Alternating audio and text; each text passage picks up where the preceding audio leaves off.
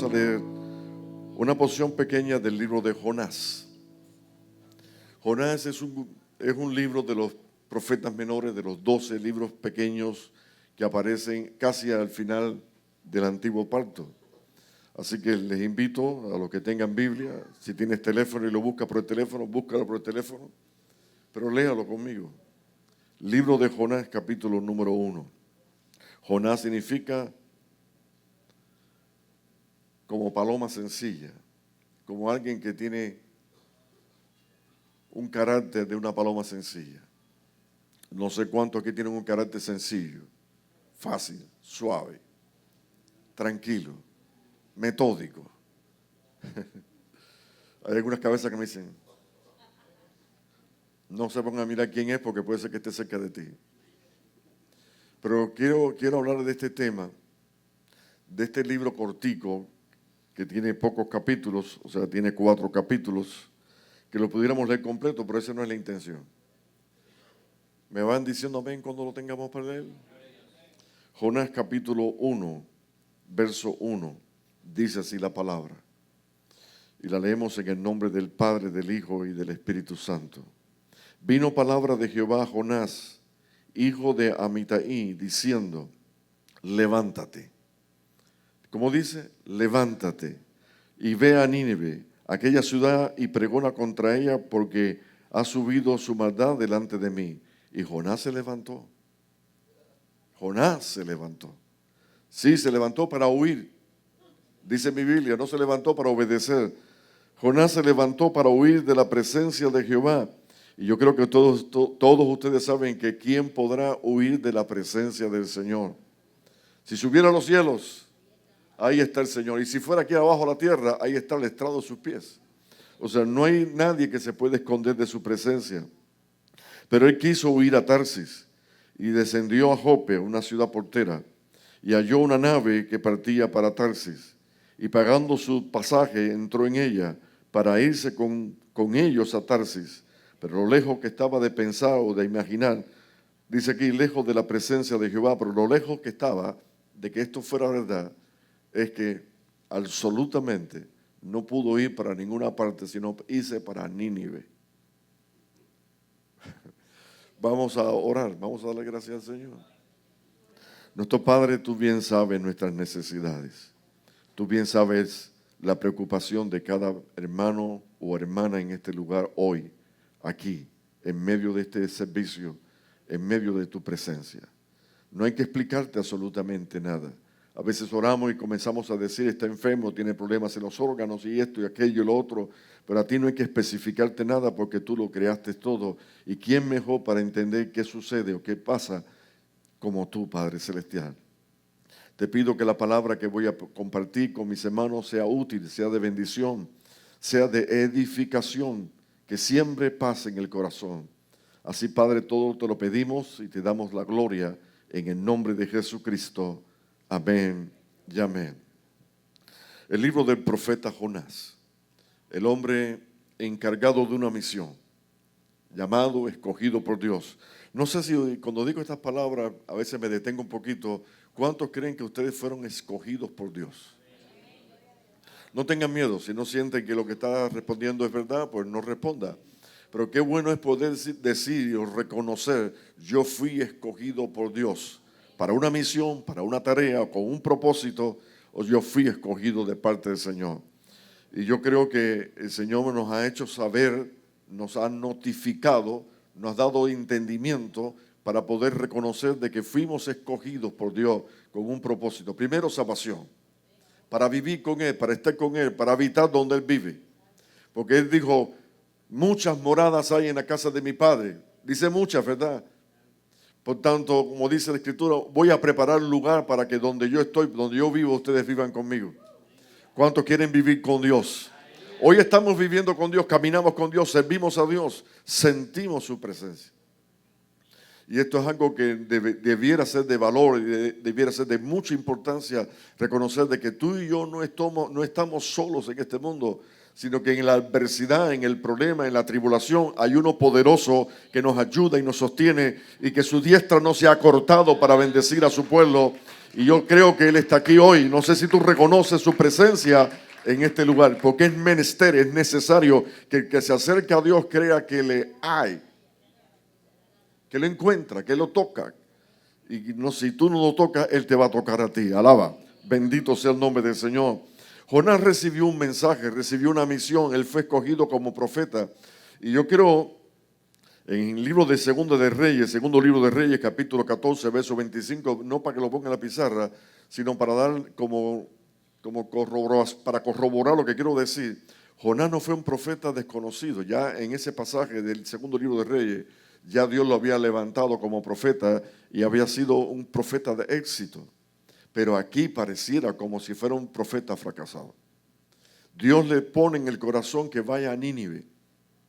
Tal vez cuando leemos Nínive no pensamos en nada malo. Sin embargo, Nínive es la capital, para ese entonces, la capital del imperio asirio.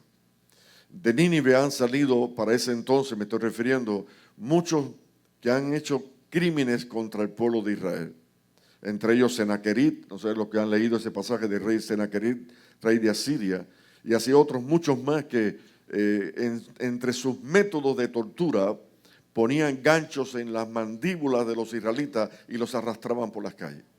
Hay un pasaje que Dios dice, le pondré galfio en la mandíbula a los que te atacan, a los que te hacen daño, como diciendo, yo no estoy de brazos cruzados, yo sé lo que estoy haciendo, yo sé lo que estoy permitiendo. A veces decimos, ¿cómo es posible que Dios permita algunas cosas? Ahora, fíjense lo que vamos a ver en este pasaje. Dios le dice, vete a Nínive, a esta ciudad, y pregona, predícales, háblales, alabado sea el Señor, predícales. Y Jonás se levantó, y vimos aquí que se levantó, pero para huir de la presencia de Dios, porque para él no era nada grato que lo mandaran a predicarle a alguien desagradable. Y a veces nosotros estamos en una posición que tenemos que darle una palabra buena a alguien que tal vez nos sentimos como agraviados, vamos a decir, angustiados, molestos por la actitud de alguien contra nuestras vidas. Y yo creo que el cristiano está bien definido. O sea, si tu hermano ha cometido un error contra ti o si tu vecino ha hecho algún agravio contra ti, la palabra dice perdónalo, perdónalo. Alabado sea el nombre del Señor. O sea, el Evangelio es bien claro, el Evangelio no hace falta discutirlo. El Evangelio es amarás a tu prójimo como a ti mismo. O sea, tenemos que tener muy en claro, muy preciso, muy visual, o sea, al alcance de nuestra mirada, el hecho de que nosotros no estamos para herir a nadie, sino estamos para bendecirlos a todos. Ese es el Evangelio. Y qué bonito es el Evangelio. El Evangelio es amor, ¿verdad? Bendito sea el nombre del Señor. Pero Jonás no estaba muy contento con la idea de ir para Nínive. Entonces trató de huir.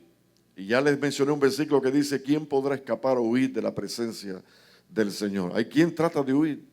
Hay quien inclusive deja de venir a la iglesia porque se sintió molesto, simplemente porque no le gustó la palabra. Como una vez que para mí fue algo muy triste, una hermana me dejó una carta puesta arriba de la silla, cuando aquello había en silla.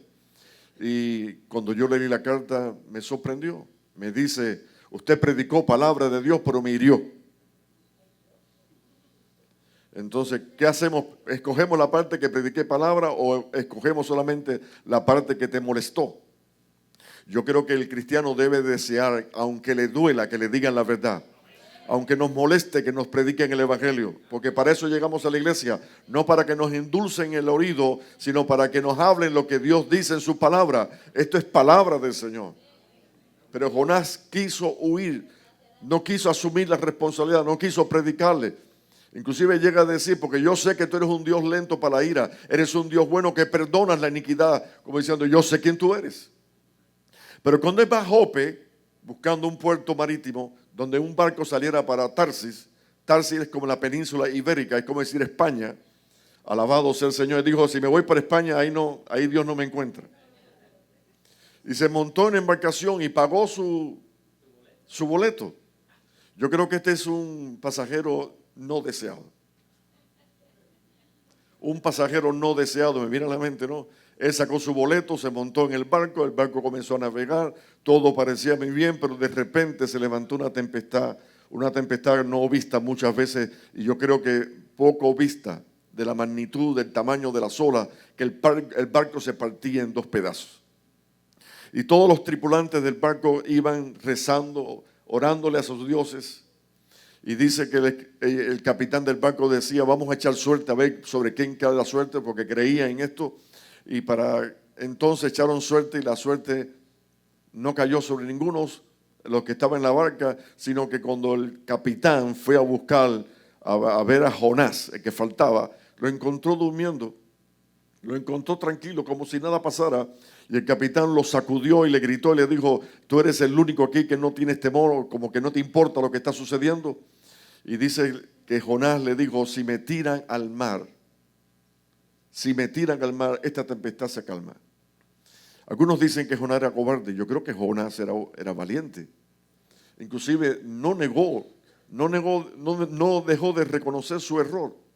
O sea, como diciendo, yo sé que todo esto que ha acontecido ha sido porque yo he sido rebelde y no he querido cumplir con la palabra. Si me tiran para el mar, entonces se calmará la tempestad. Yo creo que fue algo tremendo, ¿verdad? Ese tipo de razonamiento, esa expresión, ¿verdad? Como diciendo, yo soy el culpable. Generalmente nosotros evadimos la responsabilidad y la culpabilidad. Generalmente le echamos la culpa a otras personas. Es como Adán que le echó la culpa a Eva, la mujer que me diste. Las hermanas que me miraron como diciendo, yo no soy la culpable. Pero fíjense que los de la embarcación trataron de evitar tirarlo al mar. Dice, y le respondió, tomadme y echadme al mar, y el mar se aquietará, porque yo sé que por mi causa ha venido este gran mal sobre todos vosotros. Y aquellos hombres trabajaron para hacer volver la nave a tierra, intentaron no tener que tirar a Jonás, mas no pudieron porque el mar se iba embraveciendo más y más contra ellos. Entonces clamaron a Jehová y dijeron, te rogamos ahora, Jehová, que no perezcamos nosotros por la vida de este hombre, por la culpa, por la responsabilidad de este hombre, ni pongan sobre nosotros la sangre de inocente, porque tú, Jehová, has hecho como has querido, como diciendo, lo vamos a hacer, pero es por tu voluntad. Y tomaron al pobre Jonás y lo tiraron en el profundo de la mar.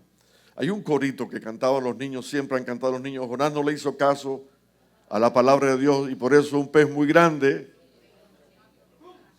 Mira, yo esperaba que algún niño dijera. O sea, cantamos ese corito y hasta decimos no un pez muy grande, sino a veces decimos la ballena. Me recuerdo, estando todavía en la isla de Cuba, me recuerdo que llegaron unos especialistas militares y otros tipos de Rusia, y que algunos se recordarán tal vez porque yo lo he contado en otra ocasión. Y entre los especialistas que venían, de los ingenieros que venían, había uno cristiano, un ruso cristiano. Algunos pensaban que eso era imposible porque Rusia era un país comunista y cómo iba a permitir que creyeran en Dios. Pero había uno, porque siempre hay 7,000 rodillas que no se han doblegado ante Baal y que Dios las tiene escogidas para hacer su obra, para dar testimonio de quién es el Dios de Israel. Alabado sea el Señor. Y dice el testimonio que los que iban con él comenzaron a burlarse de que era cristiano y le decían palabras para humillarlo, y entre las cosas que le dijeron esta expresión: ¿acaso tú crees que un pez grande vino, una ballena vino y se tragó a Jonás? ¿Tú crees esa historia, ese cuento? Y dice que el joven cristiano le dijo, si la Biblia dice que un pez grande se comió a Jonás, yo lo creo. Pero si la Biblia dijera que Jonás se comió el pez, también lo creo. Porque yo no estoy para cuestionar a Dios. Diga conmigo, yo no estoy para cuestionar a Dios. Yo estoy para creer a su palabra. O sea, yo creo que todo lo que dice la Escritura, aunque parezca fantástico, mi Dios es fantástico. O sea, hace proezas, maravillas. No hay otro como Él. No existe otro Dios porque no hay más Dios. Solamente Él. Alabado sea el Señor. Y cuando lo tiraron al mar, ahí estaba el pez. Ahí estaba todo preparado. O sea, pareciera como que todo tenía su control. Mire, en la Escritura hay varios casos de hombres que trataron de evitar la responsabilidad de lo que Dios les mandaba hacer. Entre ellos Moisés, cuando Dios le dijo, te mando a Egipto para que libertes a mi pueblo. Y Moisés trató de evadir la responsabilidad y dijo, Señor, tú bien sabes que yo soy torpe de lengua, que no sé hablar. Y Dios le dijo a Moisés, le respondió, ¿acaso yo no hice la lengua? ¿Acaso yo no hice que pudiéramos hablar? ¿Acaso Dios no puede hacer que tú hables bien? O sea, yo soy Dios, para mí nada es imposible. Pero trató de no cumplir con la responsabilidad. Jeremías, por ejemplo, capítulo 1 dice que Dios lo escogió, lo llamó para pregonar, para anunciar las virtudes de Dios, o sea, para hablar de su maravilla. Incluso entre las cosas que Dios dice que mandó a Jeremías a hacer, eso es tremendo, de verdad. Por eso lo quise leer con ustedes. Antes que te formases en el vientre, le dice Dios a Jeremías, te conocí. O sea, antes de que te formases, te conocí. Antes que nacieses, te santifiqué. Te di por profetas a las naciones. Y yo dije, ay, a Jehová, porque dice aquí, no sé hablar, porque soy niño. Y me dijo Jehová, no digas soy un niño, porque a todo lo que yo te envíe, tú lo harás y dirás todo lo que yo te mandaré. O sea, como que dice el Señor, no importa que tú no puedas, no importa que tú me pongas excusas para cumplirlo, pero a todo lo que yo te digo que vas a hacer, tú lo cumplirás. Y esto sería solamente para Moisés, sería solamente para Jeremías o sería solamente para Jonás. Yo pienso que todos los que estamos aquí fuimos también llamados a predicar y a anunciar las virtudes de aquel que es con nosotros, que demos testimonio de quién es el Dios grande y poderoso, el temible, el gran yo soy. Alabado sea el Señor. Estamos conscientes de en quién hemos creído, y aunque pongamos obstáculos, terminamos haciendo y cumpliendo con lo que Dios dice en su palabra. No sé si alguien me entendió. Es posible que alguno esté escapando, huyendo de la presencia de Dios, y Dios dice, no importa que tú corras, no importa que te vayas para taxi, de ahí te voy a recoger. Mire, el submarino que Dios tenía preparado tenía GPS. Dicen algunos pez grande, otros dicen ballena, yo digo un submarino. Alabado sea el Señor. Tenía un GPS preparado, o sea, cuando ya se montó el nuevo pasajero en el GPS, comenzó a dirigir la nave hacia Nínive, o sea, para mejorarle, para ahorrarle problemas, para que no tuviera que pagar ningún tipo de pasaje. O sea, Dios lo iba a llevar de gratis. Alabado sea el Señor. Hay una, fíjense, en el capítulo 2 dice, si no cerraron su Biblia, dice la oración de Jonás. A mí los detalles me gustan mucho mencionarlos. Les quiero preguntar algo. Cuando Jonás entró en el pez, en el vientre del pez, y comenzó a orarle a Dios, ¿en qué posición estaba? Algunos dirán, debería estar de rodillas. Pero yo pienso, en el pez, en el vientre del pez, ¿estaría de rodillas o estaría hecho como un feto? Como un bebito en el vientre. Sí, o estaba sentado, como en el día de Pentecostés, que todos estaban sentados y de repente cayó el Espíritu Santo sobre todos los que estaban allí en aquel día. O sea, yo pienso, mis hermanos, que la posición del corazón es lo más importante, es mucho más importante que la posición de nuestro cuerpo. ¿Cuántos entienden lo que estoy explicándoles? O sea, si le puedes añadir a la condición de tu corazón el estar de rodillas, gloria a Dios, porque no estoy en contra de que oremos de rodillas. Bendito sea el Señor. Pero lo más importante es abrirle el corazón y hablarle a nuestro Padre Celestial. Fíjense que dice él, y lo dice el salmista también, algunos de los dos, porque dice, todas tus ondas y tus olas pasaron sobre mí. Y el Salmo 42:7 lo dice igualmente, todas tus ondas, como diciendo, el sufrimiento cayó sobre mí. Alabado sea el Señor. Pero Jonás tuvo momentos en el vientre, cuando estaba orando, momentos de lucidez. Y dice, aunque dice, entonces dije, desechado soy delante de tus ojos, pero dice ahora, más aún veré tu santo templo, como diciendo, no voy a morir, sino que viviré y no moriré. Mas tú me sacaste en vida, dice en el verso número 6 al final, mas tú sacaste mi vida de la sepultura, como diciendo, yo creo que aquí no me quedo en la boca del pez ni en el vientre, sino que tú me vas a sacar a propósito y tú vas a cumplir tu propósito en mi vida. O sea, como que estuvo de acuerdo y dice, y pagaré lo que prometí. Algo le prometió a Dios en esta oración que dice, pagaré lo que prometí, en el verso 9 al final. La salvación es de Jehová. Él mandó Jehová el pez y vomitó a Jonás en tierra. Bendito sea el Señor. Fíjense, hay cositas que para mí son muy, muy importantes. Si Jonás estuvo 3 días y 3 noches en el vientre de un pez, algunos pueden decirme, Dios lo preservó para que no muriera, porque no es condición para vivir. O sea, ahí faltaría el oxígeno, faltaría todo, y los ácidos del estómago estarían sobre él y le afectarían. Pudiéramos pensar en esto, pero yo creo que, fíjense, yo creo en lo personal, que posiblemente la piel de Jonás sufrió algún daño por el ácido del pez. ¿Por qué? Jonás comenzó a predicar, dice, a pregonar la palabra que él había prometido que iba a cumplir, y Dios le reveló lo que debería decir. Dice, las palabras que debes decir es de aquí en adelante, aquí a 40 días Nínive será destruida. O sea, él salió predicando, anunciando, gritando, pregonando que Nínive en 40 días sería destruida.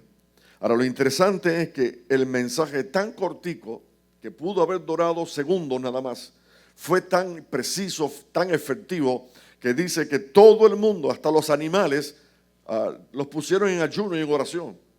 Y como que pidiéndole a Dios, vestidos de silicio, que Dios cambiara la sentencia de tal manera de que no perecieran, sino que fueran perdonados. Voy a repetir la idea. Jonás comenzó a predicar lo que había prometido y Dios le dijo lo que tenía que decir cuando saliera del pez a predicarle a Nínive. Como diciendo, de aquí a 40 días Nínive va a ser destruida. O sea, se fue la palabra y Jonás comenzó a predicar solamente y repetía y repetía lo que Dios puso en su corazón. De aquí a 40 días Nínive será destruida.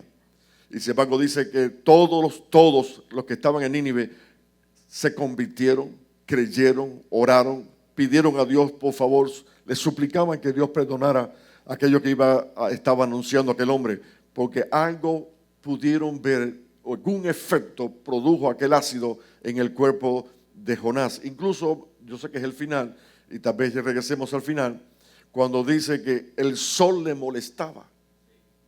Dice, grandemente el sol le molestaba. O sea que la piel de Jonás muy probablemente estaba afectada y Dios permitió que, así como a mí me cayó una descarga eléctrica cuando fui a predicar, permitió que Jonás tuviese algo visible que provocara la intención de la gente de prestarle atención, porque algo pudiera ser verdad y el mensaje que traía, ellos creyeron que era verdad. Hace muchos años, cuando el pulguero todavía existía, cuando todavía el flea market de Opaloca existía, que para muchos de los hermanos aquí era como su tienda preferida. Ahora yo no sé cuál es la tienda preferida, no me interesa. Pero yo vi algo que me marcó, algo que lo voy a testificar y me impresionó. El pulquero tenía calles que tenían letras A, B, C, D. Y yo me había encontrado con una señora delgadita, una morenita, pero con una voz muy fuerte y con un espíritu, ¿cómo decir?, potente, fuerte. Y comenzó a hablar sin pararse, no se detenía ni a derecha ni a izquierda, no miraba, sino que caminaba por cada línea y decía, el reino de los cielos se ha acercado y pronto vendrá Jesucristo y el que no se arrepintiere morirá. Más o menos son las palabras. Ella no se detenía, sino que caminaba y caminaba y algunos la tenían por loca, se reían, se burlaban de ella, pero pasó por el lado de un joven, como de unos 30 años. Y cuando ella le dijo, el reino de los cielos se ha acercado a vosotros y el que no se arrepiente perecerá.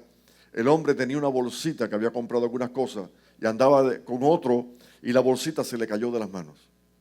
Él no se dio cuenta cuando la bolsa se le cayó de las manos. Él lo que le provocó, o sea, le afectó fueron las palabras de aquella mujer delgadita que decía, el reino de los cielos se ha acercado a vosotros y el que no se arrepintiere perecerá. O sea, como que no lo dejaba moverse, lo frizó. El que iba con él le gritaba, fulano, fulano, vamos, como diciendo, sacarlo de esa posición, vamos, ¿por qué pones atención a lo que no tiene valor? Y ese hombre llorando le dijo al que le dijo, ¿por qué no te levantas y sigues caminando? Le dijo estas palabras, yo soy un cristiano evangélico apartado y esta mujer me ha soltado una palabra en el medio del pecho. Y hay veces que en la iglesia vienen hermanos que han conocido a Cristo, pero están apartados, viven apartados. Van a la iglesia, pero viven apartados.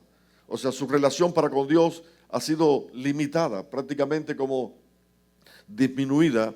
Y yo creo que nosotros cuando estamos aquí buscando de Dios, debemos estar conectados con la potencia, con el poder, con la gracia, con la bendición, creyendo de que Dios vino aquí para bendecirte, no para ponerte como a Jonás en el vientre de un pez, pero sí para hacerte recapacitar. ¿Sabe una cosa? Jonás es un predicador fracasado. Jonás es un predicador, un profeta fracasado. Él no quería ver los resultados. Él sabía que Dios era bueno, que era lento para la ira, que era grande en misericordia. Él sabía que Dios se podía arrepentir del mal que había anunciado por la boca de él, que en 40 días Nínive sería destruida. O sea que él sabía estas cosas y dice que se fue al norte, un poquito al oriente, y se hizo una enramada, se hizo una casita porque el sol le molestaba, y ahí se sentó para esperar el resultado de lo que él había hecho por obedecer la palabra del Señor. Y dice que él veía que la gente se convertía y que se humillaba y lloraban y se arrepentían. O sea que él pudo ver el efecto positivo de la palabra. Cuando yo predico, yo espero ver resultados positivos. Yo espero ver que el Señor cumple con su palabra. La palabra no regresa vacía, sino que cumple el propósito para el cual la predicamos. O sea que estamos aquí para anunciar las virtudes de un gran Dios, que es lento para la ira y que es grande en misericordia y que se compadece de lo que sufren. O sea, cuando alguien se arrepiente de corazón, Dios lo perdona. Son las palabras de David en el Salmo 51 cuando le dice: el corazón contrito y humillado jamás tú despreciarás. O sea, cuando alguien se arrepiente, cuando a alguien le duele lo que hizo. Porque para mí una de las definiciones mejor de arrepentimiento es que me duele lo que hice. Porque no son solamente palabras que me arrepiento y que me arrepiento. Hace falta más que palabras, hace falta un corazón arrepentido y doloroso. Un corazón que le duele haberle fallado a Dios. Y Jonás sabía que aquella gente estaba mostrando un corazón contrito y humillado, y sabía que Dios los iba a perdonar. Y dice que ahora Dios se enfrenta con Jonás. Y dice la palabra en el capítulo 3, verso número 10.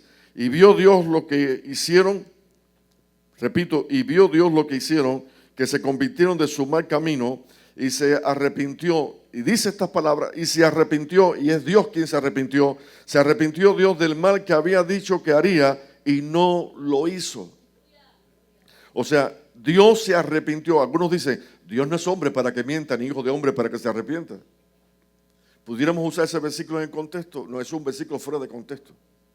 O sea, cuando estamos hablando de que Dios se arrepiente del mal, es que está mostrando su naturaleza, su condición amorosa, de que el que se arrepiente, el que se humilla, el que pide perdón, Dios lo perdona.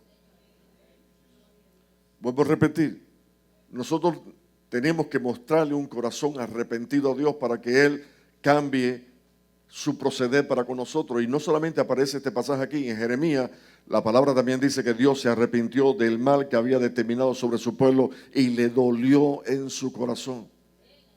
En Génesis capítulo 6 dice, porque dice: me ha dolido haber creado al hombre, porque veo que su instinto es siempre hacia lo malo.